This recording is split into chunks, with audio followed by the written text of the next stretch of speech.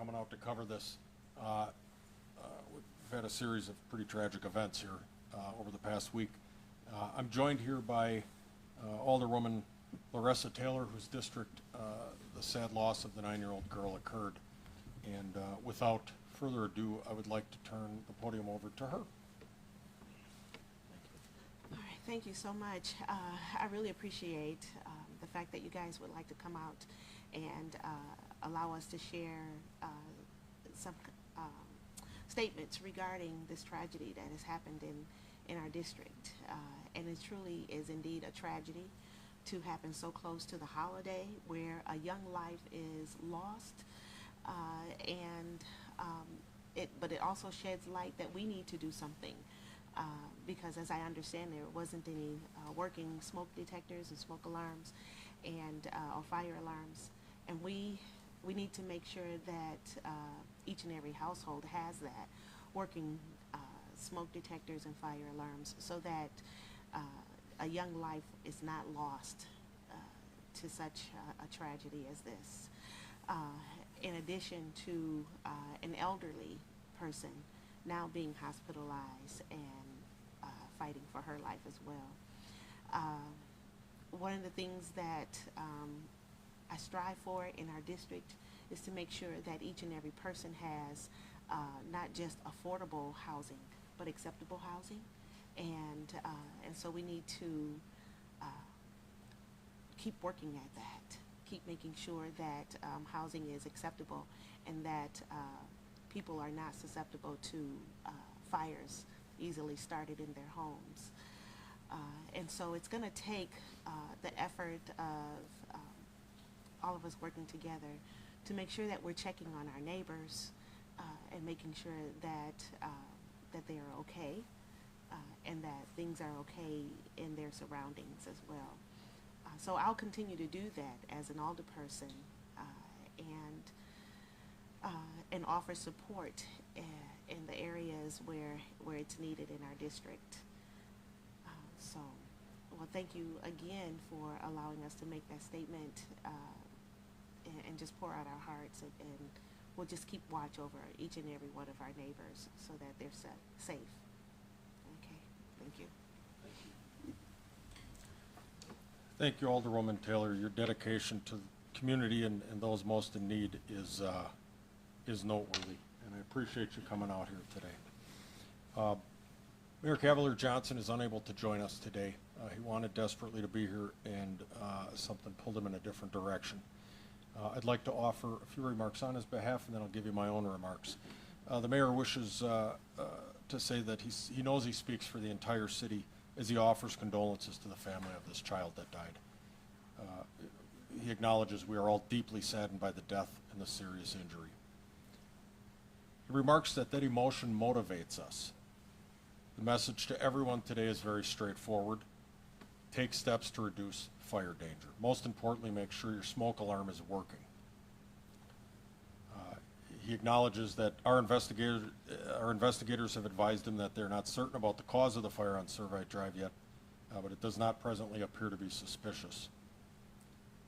And the mayor and I will be back here tonight for the graduation of our latest fire recruit class. We are adding necessary people and resources to the fire department. He rightly remarks that, just to be clear, fire safety is not just up to the fire department, it is a mission for everyone in the city. No matter how many firefighters, no matter how many pieces of firefighting equipment we have, we do still need residents to join in to make their homes safer. He wraps up by saying he wants Milwaukee to be fire safe, and so please let's take steps to make that happen. So I'm appreciative of him forwarding the remarks, given that his circumstances were a little bit unplanned. I'll move on to my remarks here. Again, thank you for coming to cover this horrible tragedy.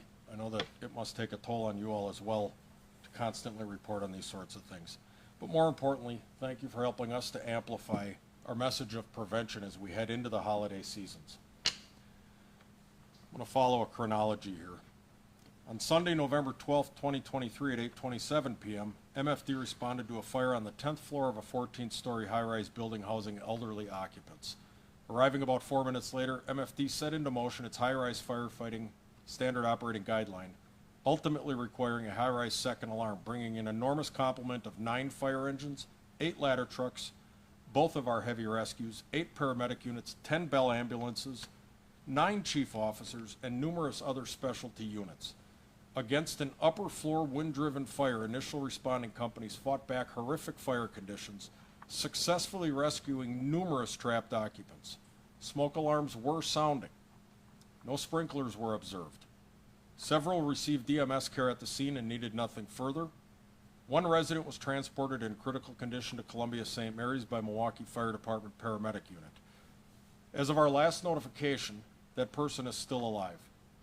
Of note, MFD's closest fire station, Station 6, at Franklin and Brady, about 5 blocks away, has been shuttered since 2018. Resources from the North Shore, St. Francis, and Wauwatosa Fire Departments assisted, as did the Milwaukee Police Department, Milwaukee Health Department, Milwaukee County Transit System, and the American Red Cross. Enormous credit is due the American Red Cross for facilitating the housing and other humanitarian services for the many displaced residents. Thankfully, the majority were able to return to their homes just this last week. Then this last Sunday, November 19th, 2023, a series of 3 structure fires occurred throughout the city of Milwaukee. I'll provide a brief update on each, focusing on the fatal fire on Servite Drive afterwards.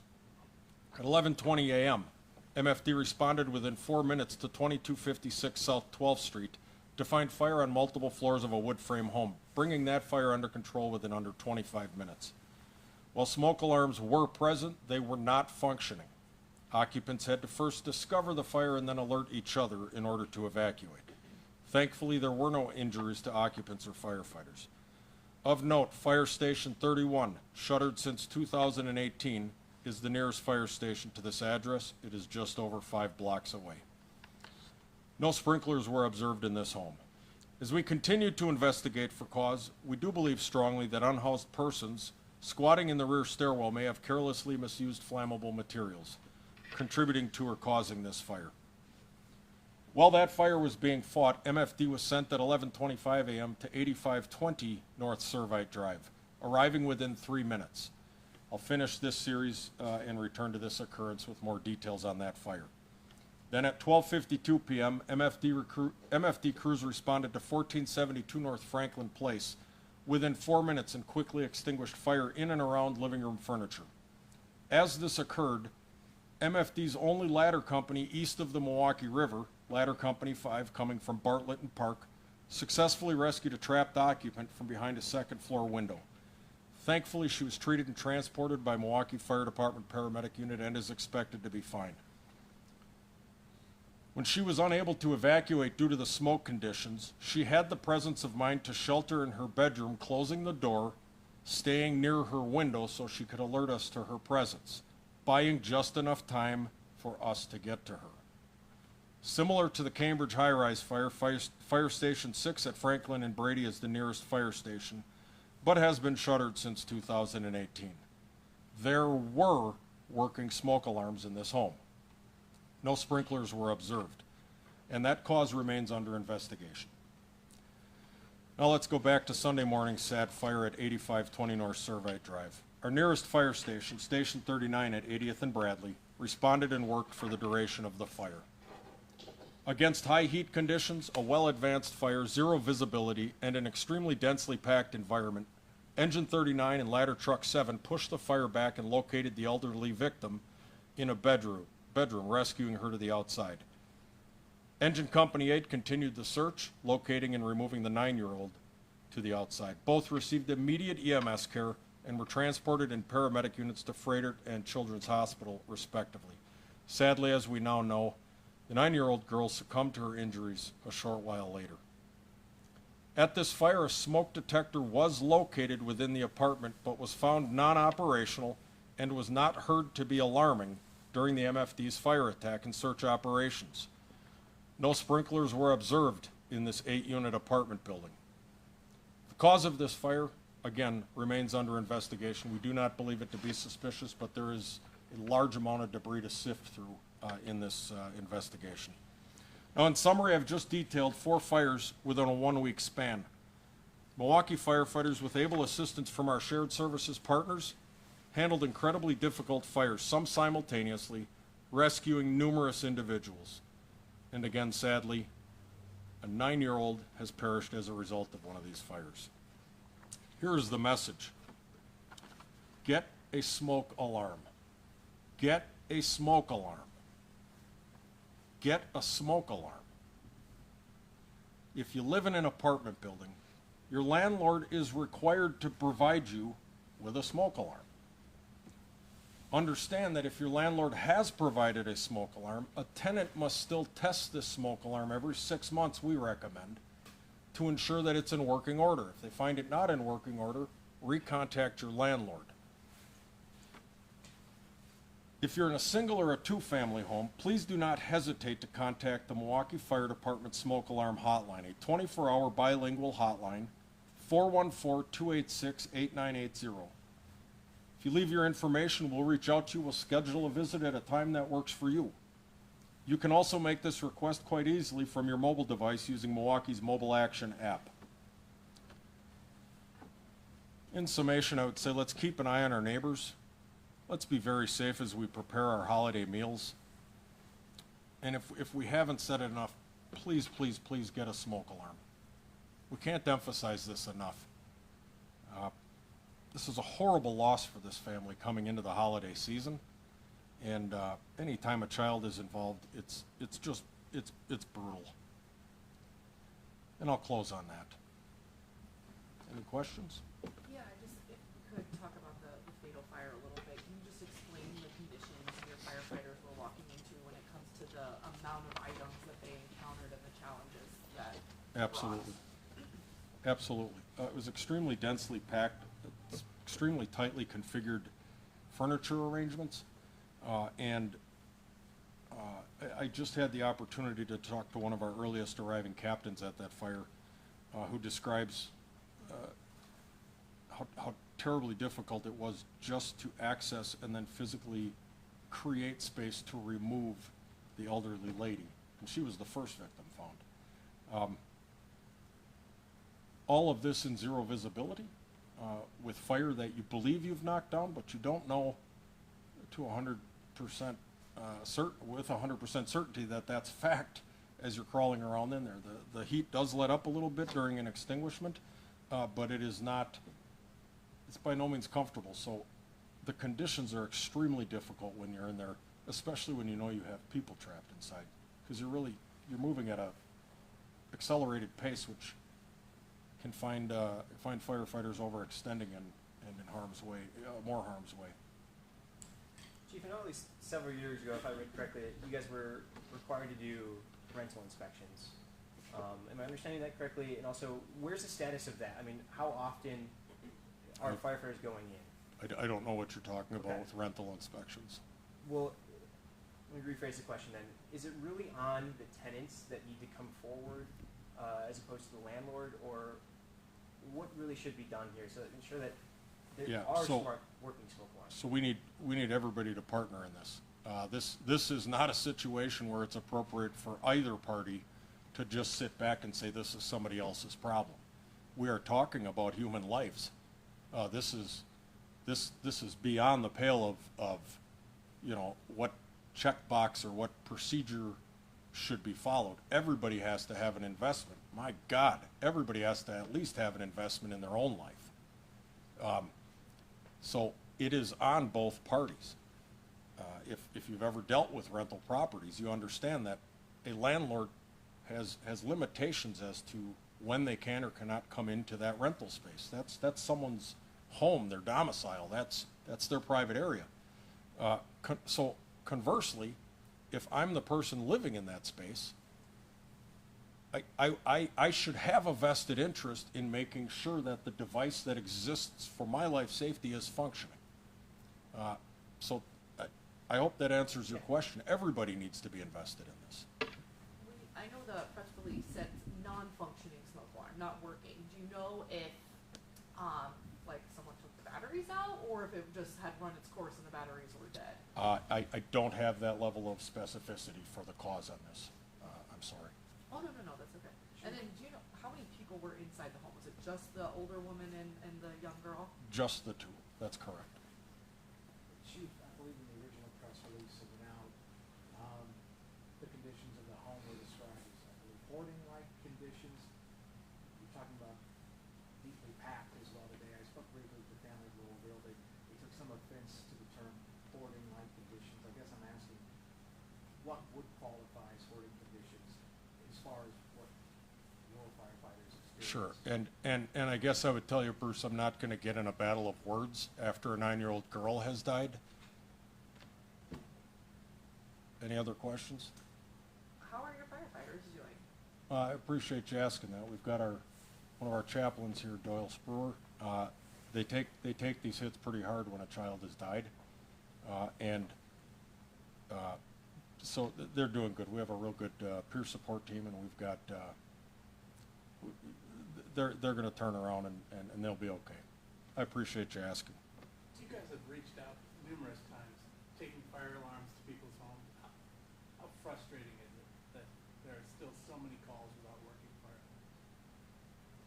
alarms? It seems like it's a battle that we just can't seem to win. We'll give you the thing. We'll install it for you.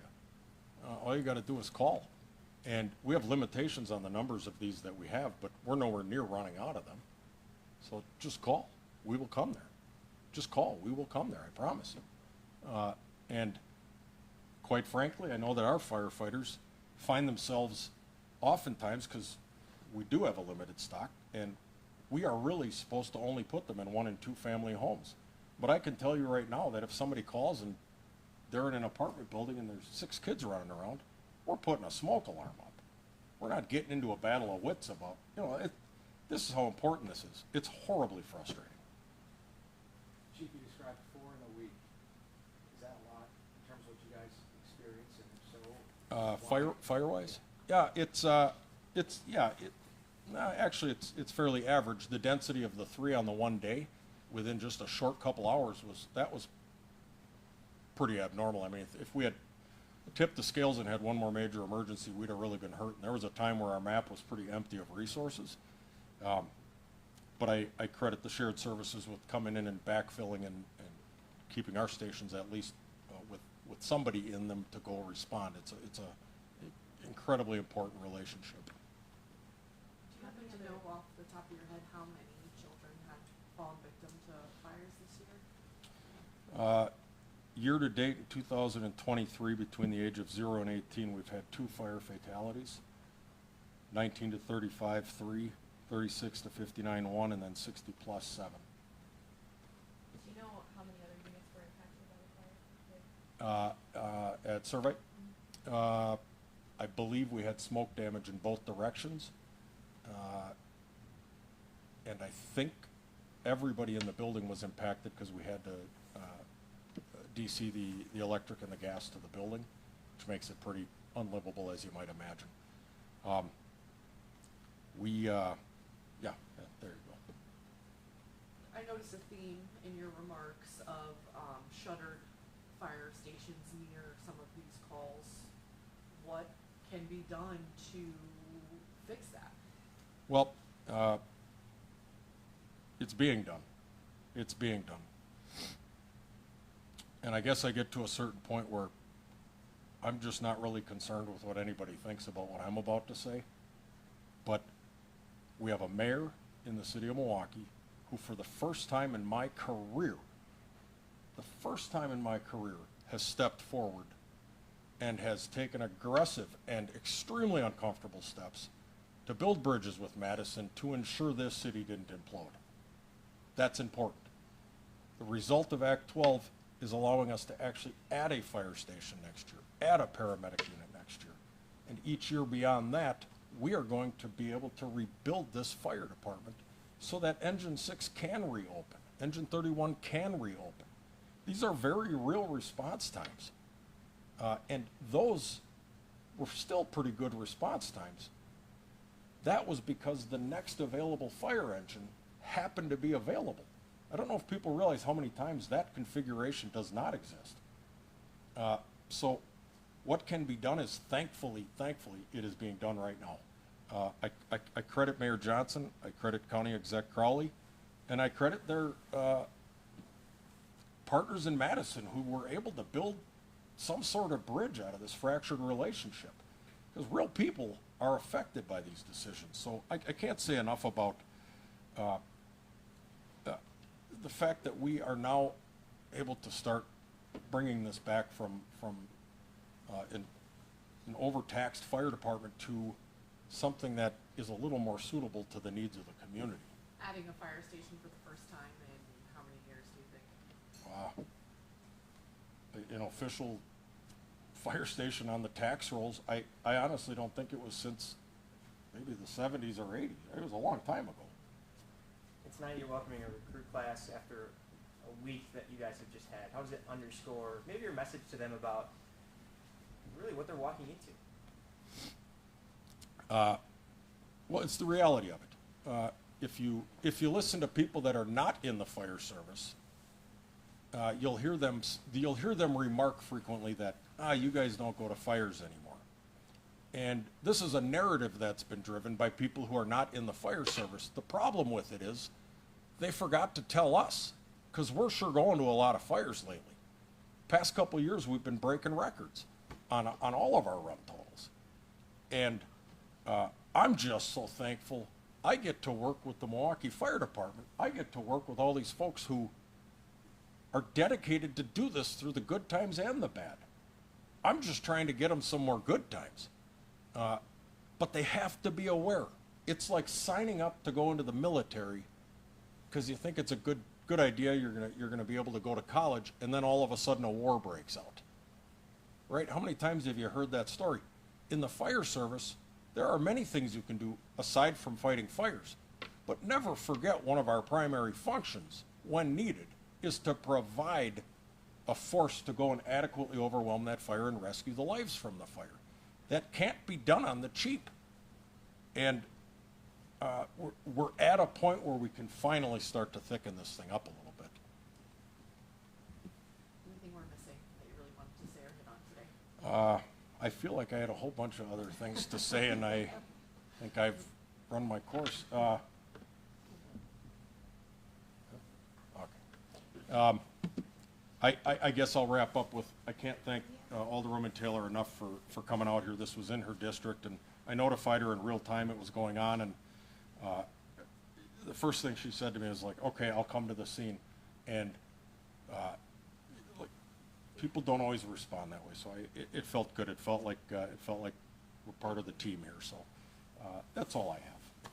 And I'd like to say too, Please. that I try to create a partnership, and working alongside with Chief Lipsky and with the police department, we really my office try to create a partnership so that that we're being impacted our community together in a real positive way. And like Chief said, if get those smoke alarms and fire alarms. If you can't get to anybody else, call me. Call the office, and we're going to make sure that it happens. So, because when I say we really care about our community, we really care about it. And we're going to work together to make sure that everybody is safe. So, Alderwoman, have you spoken to the family? I have not had a chance to talk to the family. It is the practice of my office that we do reach out to the family. And sometimes that's a little difficult when we don't have all that information, and the families are protected by certain laws. So I do have to try and do some digging, and hopefully that the family reaches out. But as far as if we have any contact information, we do reach out, and I do try to make sure that the family knows that I am in support of them and what they are experiencing. And I try to make that connection to our Community Wellness and Safety Office, which is the OVP previously, and now it's called Community Wellness and Safety. And so if there's any counseling or anything that is needed, which usually in cases like this, there are, but we try to make that connection for the residents that are in the district. What was your reaction when you got the message from the chief? It and really saddened my heart when you, I always say, I've been a teacher for 17 years, and it just wasn't by happenstance, but my love for children and their future is why I did that for so many years. And to have a young life that's lost, it just breaks my heart to no end. And not to shortchange the elderly lady that was there by any means, because we have to. That's our charge, is to take care of those that are that would need our assistance. And so it just really broke my heart. And like Chief said, I mean, I'm ready to come whenever they're faced with any situations like that. Thank you, Chief. Appreciate your time.